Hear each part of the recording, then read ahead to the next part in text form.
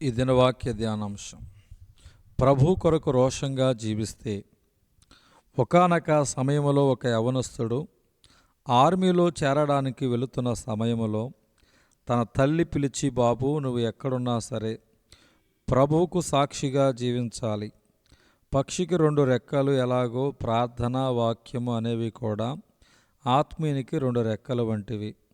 2 రెక్కలు కలిగినటువంటి పక్షి ఏ విధముగా వేటగానికి దొరకకుండా పైకి ఎగురుతూ ఉంటుందో, అదే విధముగా నీవు ప్రార్థన వాక్యం అనే 2 రెక్కలు కలిగి ఉన్నట్లయితే సైతాను యొక్క అగ్నిబాణాలకు శోధనలకు అందకుండా ఉండగలుగుతావు అని చెప్పి పంపించింది.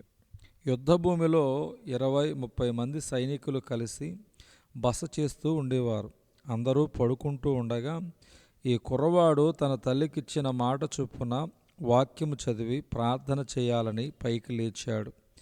కానీ ఇక్కడ బైబిల్ చదివితే ప్రార్థన చేస్తే చుట్టూ ఉన్న సైనికులు హేళన చేస్తారేమో, ఏమన్నా అనుకుంటారేమోనన్న అనేక ఆలోచనలు తన మనసును తొలిచివేస్తూ ఉన్నాయి. కానీ తన తల్లి చెప్పిన మాటలు జ్ఞాపకమునకు రాగా, నా ప్రభువు నా కోసం బహిరంగంగానే దెబ్బలు తిని శిలువపై మరణించి వెల చెల్లించాడు. అటువంటి దేవుణ్ణి సేవిస్తున్న నేను క్రైస్తవుడనని తెలియచేయడానికి, బైబిల్ చదవడానికి, మోకరించడానికి ఎందుకు సిగ్గుపడాలి అని నెమ్మదిగా లేచి తన మంచం ప్రక్కనే మోకరించి వాక్యం చదువుతూ ఉన్నాడు. అలా చదువుతూ ఉండగా ఒక శబ్దం వినిపించింది. బహుశా నా ప్రక్క వ్యక్తి లేచి నేను బైబిల్ చదవటం చూసి అంటూ ఉంటాడు, ఆయన నన్ను ఎవరు చూస్తే నాకేంటి, నేను చూడవలసింది బైబిల్ మాత్రమే అని. అలాగే బైబిల్ చదువుతూ వాక్యం ధ్యానిస్తూ ప్రార్థన చేస్తూ ఉన్నాడు. అప్పుడు మరొక మూల శబ్దం వినిపించగా ఒకరి తర్వాత ఒకరు లేస్తూ ఉన్నారు.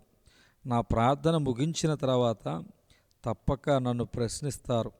వాళ్ళు ఏ నిందలు వేసినా అవమానించినా క్రీస్తు కొరకు అన్నిటికీ సిద్ధపడతా అని తనను తాను ధైర్యపరుచుకుని కొంచెం సమయం ప్రార్థన చేసి కళ్ళు తెరిచి నెమ్మదిగా ప్రక్కకు చూశాడు.